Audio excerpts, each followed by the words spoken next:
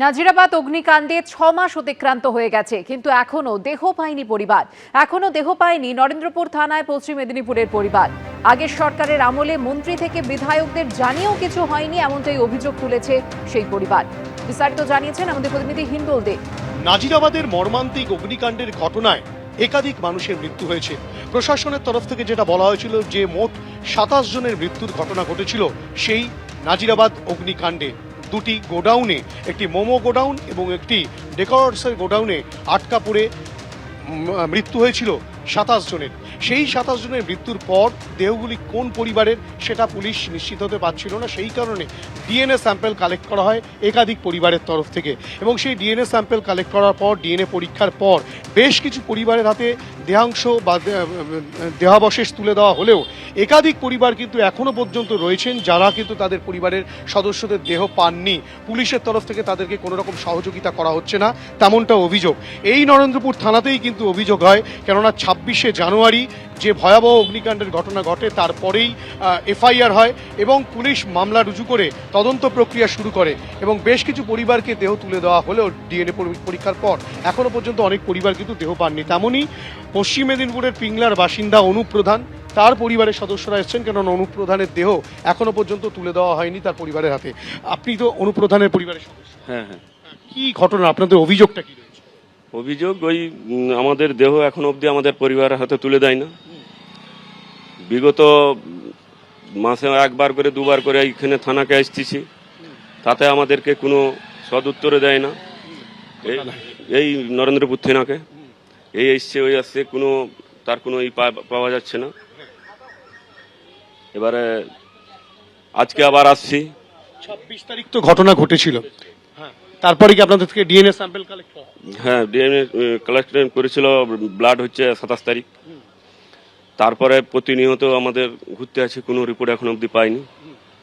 আজকে আমরা আসছি থানাকে, কি বলছে শুনবো।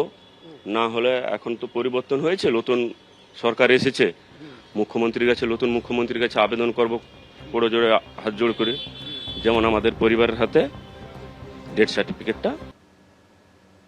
আগের সরকার চালিয়েছে গুন্ডারাই, এতদিন ফাইলের আড়ালে লুকিয়েছে পুলিশ।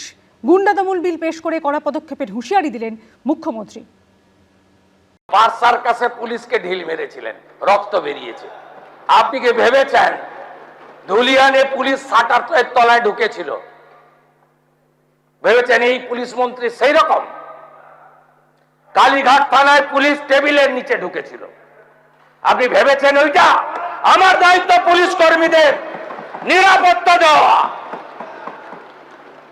সরকারি বেসরকারি যাই ভাঙুন, 1 ইঞ্চি এগোতে দেব না, একদম নিশ্চিন্ত থাকুন।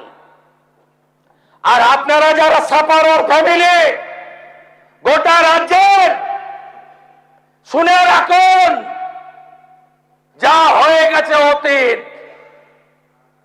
আর কিছু করতে দেব না। যদি করে এই আইনের কঠিন এবং কঠোর প্রয়োগ হবে। বিধানসভায় পাশ হয়ে গেল গুন্ডা দমন সংক্রান্ত দুটি বিল। আইন শৃঙ্খলার গুরুতর অবনতি থেকে হিংসাত্মক বিক্ষোভের আঁচ পেলে এবার ঘটনা ঘটার আগেই অভিযুক্তকে গ্রেপ্তার করতে পারবে পুলিশ। এছাড়া যে কোনো সরকারি এবং বেসরকারি সম্পত্তি নষ্টের ক্ষেত্রে গুন্ডাদের সম্পত্তি বাজেয়াপ্ত করা সংক্রান্ত সংস্থান রয়েছে আরেকটি বিলে। শুনে রাখুন, যা হয়ে গেছে অতীত, আর কিছু করতে দেব না। যদি করে এই আইনের কঠিন এবং কঠোর প্রয়োগ হবে। রাজ্যের সম্পত্তি ধ্বংস, দাঙ্গা এবং উগ্র ধ্বংসাত্মক আন্দোলনের সমাপ্তি ঘটাতে বিধানসভায় দুটি গুরুত্বপূর্ণ বিল পাশ করল নতুন সরকার। আর বিধানসভায় দাঁড়িয়ে এই আইনের প্রয়োজনীয়তা ব্যাখ্যা করলেন মুখ্যমন্ত্রী শুভেন্দু অধিকারী। এই বিল অনুযায়ী এবার থেকে আইন শৃঙ্খলার গুরুতর অবনতি থেকে হিংসাত্মক বিক্ষোভের আঁচ পেলে ঘটনা ঘটার আগেই অভিযুক্তকে গ্রেফতার করতে পারবে পুলিশ। এছাড়া যে কোনো সরকারি ও বেসরকারি সম্পত্তি নষ্টের ক্ষেত্রে এবার থেকে গুন্ডাদের সম্পত্তি বাজেয়াপ্তও করতে পারবে সরকার। এই আইনে, আগের আইনে অনেক ফাঁক ফোকর ছিল, বর্তমান আইনে ফাঁক ফোকর রাখা হলো না, এবং এই আইন কেবলমাত্র গুন্ডাদের ক্ষেত্রে প্রযোজ্য। এই বিল অনুযায়ী সমাজবিরোধী কার্যকলাপ বলতে জনগণের মধ্যে আতঙ্ক, বিপদ, ভয় বা নিরাপত্তাহীনতা সৃষ্টি করা, জনশৃঙ্খলা বা জনশান্তি বিঘ্নিত করা, অধিকার, বৈধ ব্যবসা, পেশা বা জীবিকার স্বাভাবিক চর্চায় বাধা সৃষ্টি, স্থাবর বা অস্থাবর সম্পত্তি থেকে বেআইনিভাবে উচ্ছেদ এবং সরকারি বা ব্যক্তিগত সম্পত্তির উল্লেখযোগ্য ক্ষতি করাকে বলা হয়েছে। সব সময় ভাবেন ধরে কিছুদিন রাখবে, লম্বা বিচার প্রক্রিয়া শেষ হতে হতে ভোট হয়ে যাবে, উইটনেস মরে যাবে, সব এদিক ওদিক করে দেব। এই তো ছিল এতদিনের প্র্যাকটিস। এই প্র্যাকটিস করতে দেব না, বিচার দেব। এটা আমাদের সংবিধান বিরোধী। আমি কোনো মানুষের বিরুদ্ধে দোষ প্রমাণ করতে পারবো না, কিন্তু তাকে আমি দীর্ঘদিন ধরে জেলে পচিয়ে মারবো। এর ফল ভয়ঙ্কর হবে।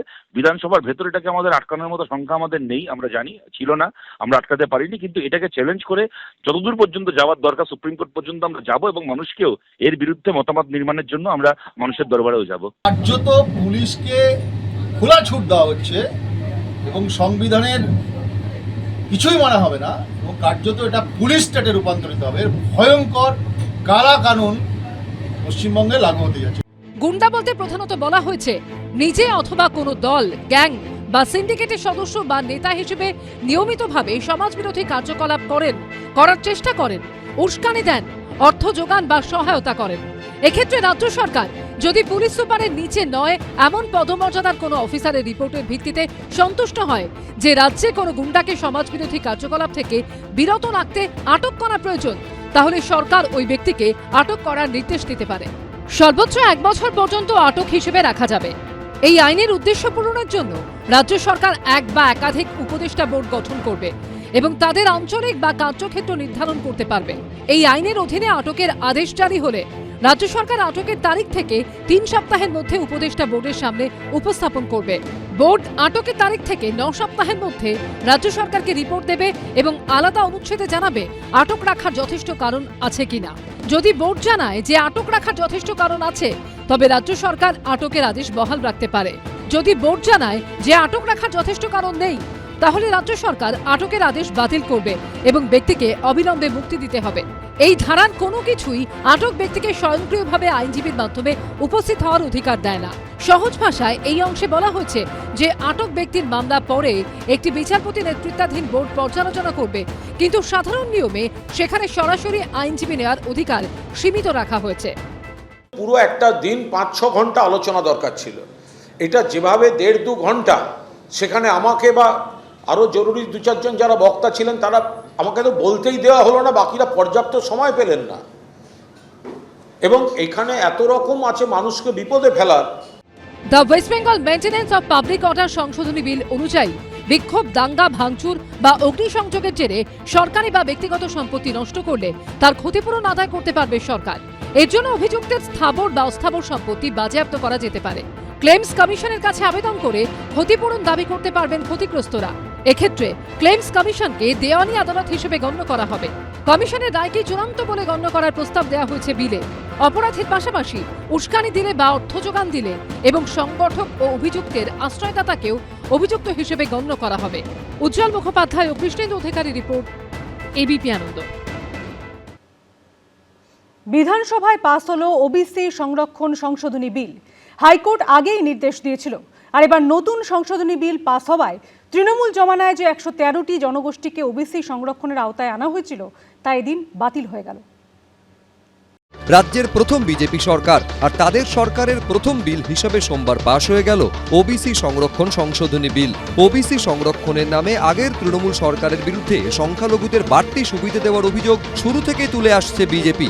এটা খুব পরিষ্কার বোঝা যাচ্ছে যে এই OBC A, OBC B categorisation ক্লাসিফিকেশনের মূল উদ্দেশ্য ছিল সাম্প্রদায়িক তোষণ, সংখ্যালঘু তোষণ এবং সর্বাঙ্গীনভাবে এই সংরক্ষণের সুবিধা মুসলিম ধর্মাবলম্বী ব্যক্তিদের রাজনৈতিক পরিপ্রেক্ষিত থেকে পাইয়ে দেওয়ার জন্য।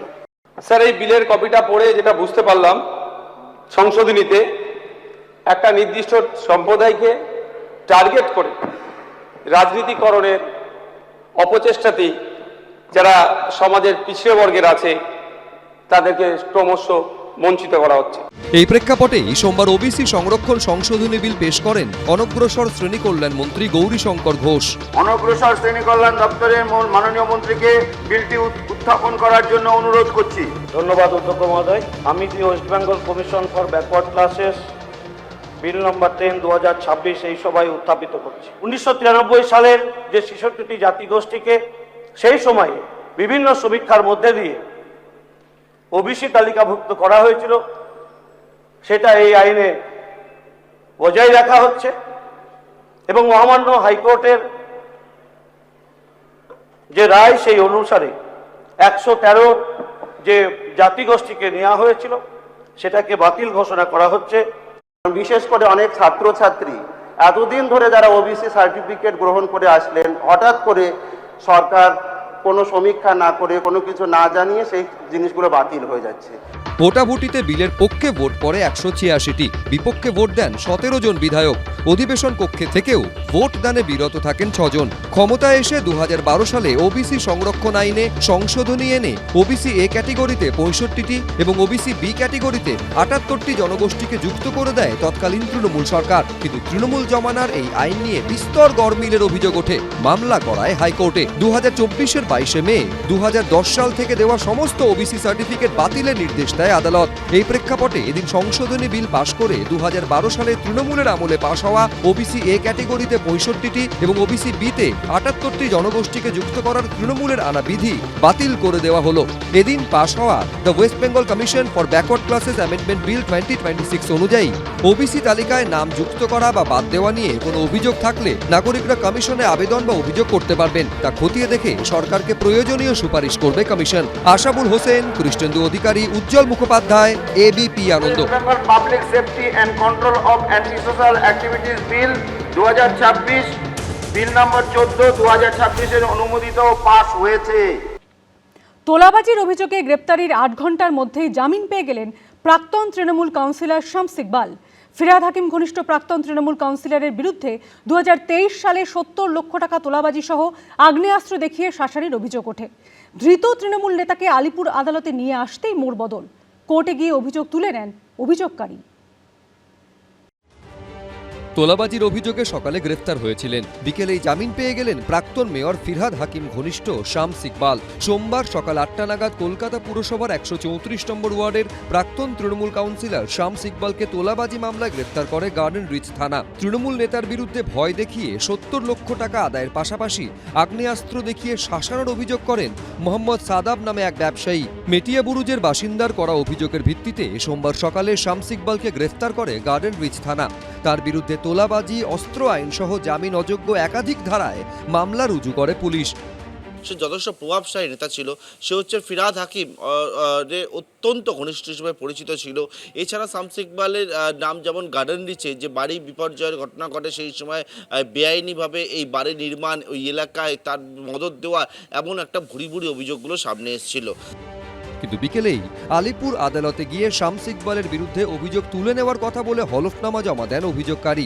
গ্রেফতারির 8 ঘন্টার মধ্যেই জামিন পেয়ে যান গার্ডেন রিচ এলাকার দাপুটে তৃণমূল নেতা।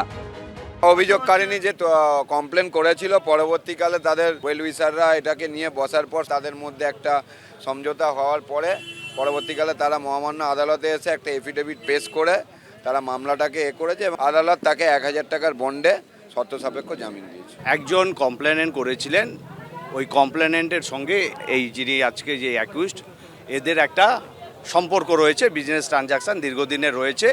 সেই ট্রানজাকশানের কিছু ভুল বোঝাবুঝির জন্য উনি একটা মামলা করেছিলেন। আজকে ওনারা বসে আবার ওদের কম্প্রোমাইজ হয়ে সম্পূর্ণ। সোমবার বিকেল 4টে নাগাদ ফিরহাদ হাকিম ঘনিষ্ঠ তৃণমূল নেতাকে জামিন দিয়ে দেয় আলিপুর আদালত। পার্থপ্রতিম ঘোষ, এবিপি আনন্দ, কলকাতা। 2019 সালে সিএএ হিংসার প্রসঙ্গ টেনে মমতা বন্দ্যোপাধ্যায়ের বিরুদ্ধে সংখ্যালঘু তোষণের অভিযোগ তুললেন শুভেন্দু অধিকারী। সাঁতরাগাছিতে বাস পোড়ানোর প্রসঙ্গ টেনে বললেন সেদিন তিনি ফোন করেছিলেন তৎকালীন মুখ্যমন্ত্রীকে। 2019 সিটিজেনশিপ অ্যামেন্ডমেন্ট অ্যাক্ট, সিএএ আইন লাগু, আইন কার্যকর, 1,21,000 পিটিশন, 19,000 নাগরিকত্বের সার্টিফিকেট। বলেন এ তো সিএ নয়, এটা এনআরসি, নাগরিকত্ব কেড়ে নেওয়া হবে। এইটা দেখার পরে তৎকালীন মুখ্যমন্ত্রী তিনি বললেন কে কে ছি ছি। তিনি প্রথম মিছিল করলেন, ওটা ভারতে কোথাও অশান্তি হয়নি, সিটির মোড় থেকে শ্যামবাজার 5 মাথার মোড়, অর্থাৎ আগুনটা লাগালেন, ওই আগুনে বাংলা জ্বলল। শামসির রেল লাইন উপড়ালেন, ভারত যাওয়ার বসে আছে বেলডাঙ্গা, তখন চেয়ারম্যান বেলডাঙ্গার স্টেশন জ্বলল, 500 হকারের দোকান পুড়ল। ঔরঙ্গাবাদে কালী মন্দির, নিমতিতাতে লাইন দিয়ে 68টা দোকান লুট পোড়ানো, রেজিনগরের স্টেশনে আগুন, নবান্ন থেকে একটু দূরে সাঁতরাগাছিতে 37টা বাস পুড়ল, 22টা সরকারি বাস। আমি পরিবহন মন্ত্রী, মন্ত্রগুপ্তির শপথ ছিল, বলবো না, ফোন করলাম, সরকারি বাস জ্বলছে, বলছে না কিছু করা যাবে না। আমি পুলিশকে বলেছি ওদের সঙ্গে কথা বলতে, যাতে রাস্তাটা পরিষ্কার হয়। 2024 সালে ওয়াকফ বিল নিয়ে অশান্ত হয়ে উঠেছিল মোথাবাড়ি থেকে জাফরাবাদ। সোমবার সেই প্রসঙ্গেও তৃণমূল সরকারকে নিশানা করেন মুখ্যমন্ত্রী। প্রশ্ন তোলেন তৎকালীন প্রশাসনের ভূমিকা নিয়েও।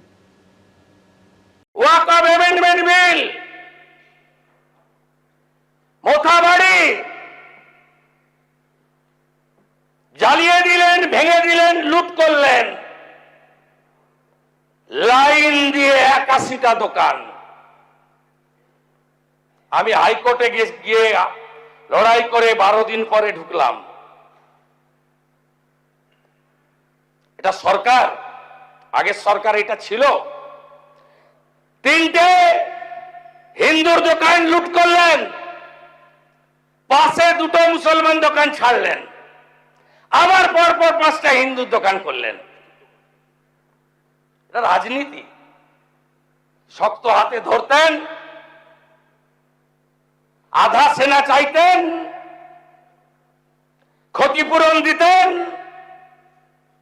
গুন্ডারা এই জিনিস করতে পারত না। বাড়তে বাড়তে বাড়তে এই যে নওদার এমএলএ যে ভাষায় কথা বলে, এটা আপনাদের পাপের ফল। বলছে 4700 জেল, তাই নাকি? আপনাকে কেমন সবক শিখাতে হয় এই সরকারের মুখ্যমন্ত্রী শেখাবে।